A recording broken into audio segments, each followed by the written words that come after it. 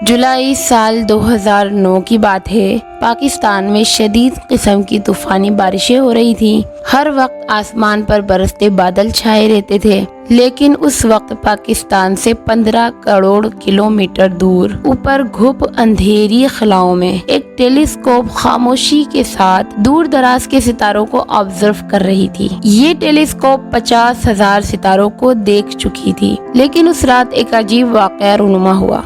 सितारों पर नजरें जमाए टेलीस्कोप के देखते एक सितारे की रोशनी थोड़ी देर के लिए मध्यम हुई और कुछ देर बाद दोबारा से नॉर्मल हो गई।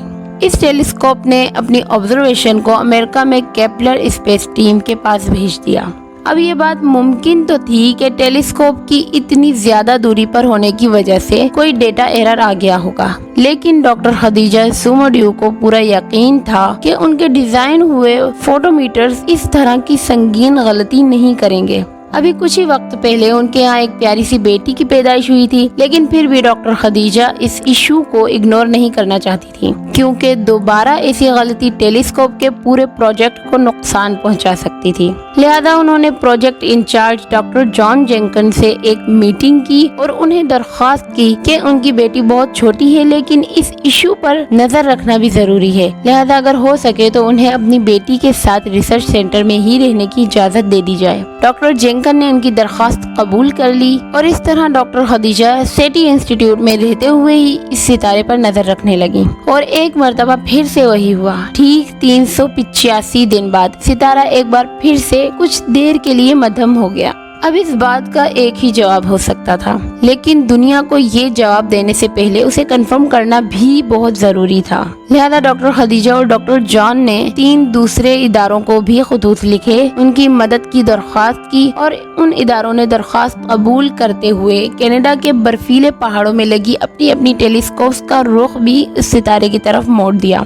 अगले 5 साल तक मुख्तलिफ टेलीस्कोप्स उस सितारे को ऑब्जर्व करती रहीं, उसे स्टडी करती रहीं कि आखिर ऐसा क्या है जो हर 385 दिन बाद उसकी रोशनी को मध्यम कर देता है। और आखिरकार 2015 में नासा ने डिक्लेयर कर दिया कि उन्हें बिल्कुल हमारी जमीन जैसा एक सैयारा मिला है जो उस सितारे के गिर्द घूम रहा है, और जब हर 385 दिन बाद वो सितारे के सामने से गुजरता है तो हमें उसकी रोशनी थोड़ी देर के लिए मध्यम हुई दिखाई देती है। आज हम उस प्लेनेट को केपलर 452b के नाम से जानते हैं। बिल्कुल हमारी जमीन की तरह की एक दुनिया जो बिल्कुल हमारी तरह अपने सूरज के गिर्द घूम रही है। उसका एक साल भी तकरीबन हमारे ही एक साल जितना है, 385 दिन, यानी हमारे साल से सिर्फ 20 दिन बड़ा। उसका सूरज भी तकरीबन हमारे ही सूरज जैसा है। उस दुनिया का टेम्परेचर भी तकरीबन हमारे ही जैसा है, जिसका मतलब है कि वहाँ पर हमारी तरह के समंदर भी हो सकते हैं।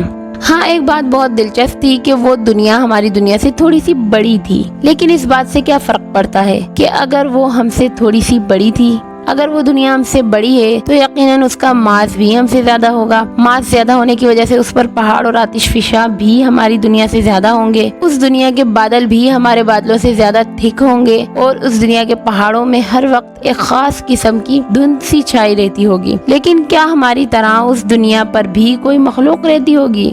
वो दुनिया हमसे बहुत दूर है, हम अभी वहाँ पर तो नहीं जा सकते, लेकिन अगर हमारी ही तरह वहाँ भी कोई मखलूक रहती हुई तो वो देखने में कैसी होगी? अगर उस मखलूक से मिलवाने के लिए मैं आप पर हैरत का एक दरवाजा खोल दूं, जिन्हें खोलकर मैं आपको बहुत कुछ दिखाने वाली हूँ, बहुत बहुत कुछ, तो उसका इंतजार करें, क्योंकि मेरे चैनल पर ऐसी ही मजीद वीडियोस आती रहेंगी जिनसे आप पर हैरत के दरवाजे खुलते ही चले जाएंगे।